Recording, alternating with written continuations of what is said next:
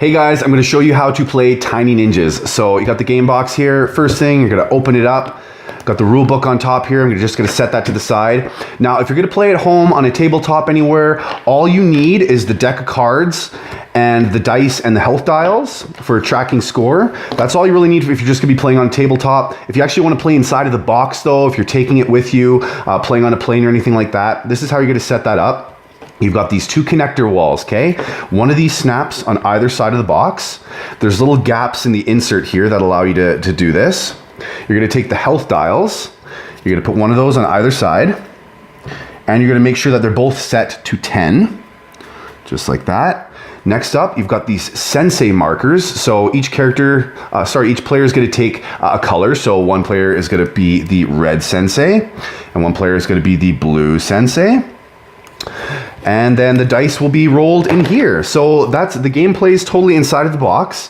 At the top of the deck here, you'll notice there's these reference cards. I'm just gonna set these aside for now. So if it's your first time playing Tiny Ninjas or you're brand new to the game, I've put an icon, as you can see here, on the bottom left-hand corner of some of what I like to call the more advanced ninja cards. To simplify learning it, you find all the cards with that icon and take those cards out. It just helps to make teaching the game a lot quicker and a lot more streamlined for the first playthrough. And then once players are comfortable with how battle works, you add those back in to really play the full game. So there's two dice in Tiny Ninjas. There's the Shuriken die and the Kunai die. You'll notice that they both have different symbols and different colors on the different faces. So this allows the dice to be rolled in two different ways. You'll know which roll to perform based on these roll icons. So these are the 5 different roll icons on the side here, and this shows you which die to roll. So I'm just gonna put a couple cards on here just to kind of showcase that. So roll icons, like we just talked about, you'll notice them in the top right hand corner of these cards, and this will tell you which roll to perform. The attack values will always be on the top and the defends will always be on the bottom.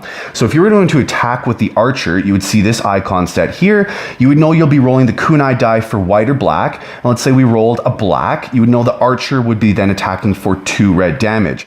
So the numbers inside of those circles are the values of those resulting rolls. So if I was to defend with that archer, I would roll the Shuriken die, and I would look for orange, green, or purple based on that icon set.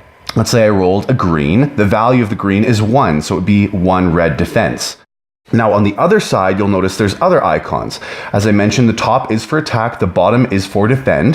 There's 2 types of attack damage. There's red, and there's blue. So red damage and blue damage, very simple. There are, however, 3 types of shields for defense. So there's red shields, blue shields, and yellow shields. Red shields defend against red damage, blue shields defend against blue damage, and yellow shields defend against red or blue damage. So yellow shields are very, very valuable. All right, so next up, I'm gonna show you guys how battle works. So battle starts with a shuffled deck and each player receiving 5 cards. 1, 2, 3, 4, 5. 1, 2, 3, 4, 5. It's important to note that hands can never exceed 5 cards. The youngest player would then determine if they would like to attack or defend first based on the cards in their hand. So for this example, we'll say the player on this side is the youngest. They're gonna look at their cards and they're gonna determine that they would like to attack first. So this would be the attacker, the other player would then be the defender. So Tiny Ninjas is broken into phases. In each phase, there's one player attacking while the other player defends.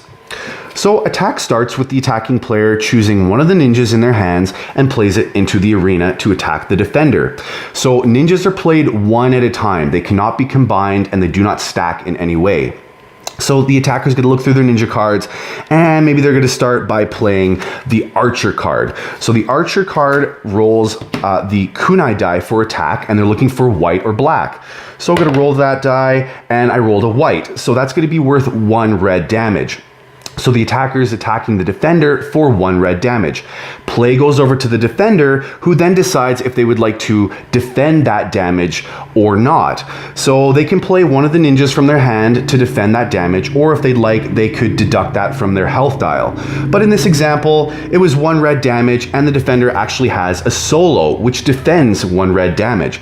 So the defender will play that into the arena and defends that attack, no problem. So play goes back to the attacker, who then decides if they would like to attack again or end that phase. But the attacker decides that they would like to attack again.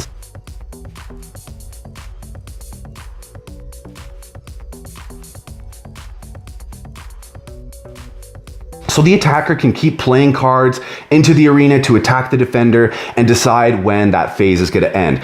And for this example, we're going to say that the attacker is actually going to stop. They're going to end the phase right there. So here's where the interesting thing happens is now that the attacker has stopped their turn, the attacker becomes the defender and the defender becomes the attacker. When the defender becomes the attacker, they get to replenish their hand up to 5 cards, whereas the attacker becoming the defender only gets to defend then with the 3 remaining cards in their hand.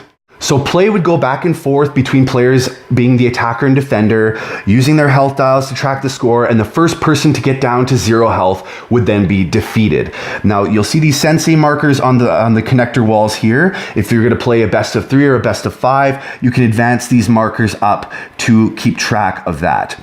And again, once you add in all of the advanced ninjas to the game, it adds a whole other layer of gameplay. There's cards where you can steal cards from other players. There's heal cards. There's a vampire card where you can leech health from the other player. So a lot of dynamics in there. It plays very quickly. It's totally compact and a lot of excitement, a lot of action. So yeah, I hope that helps you guys learn how to play Tiny Ninjas. I hope you like it and I hope you'll consider backing my project. Thank you so much.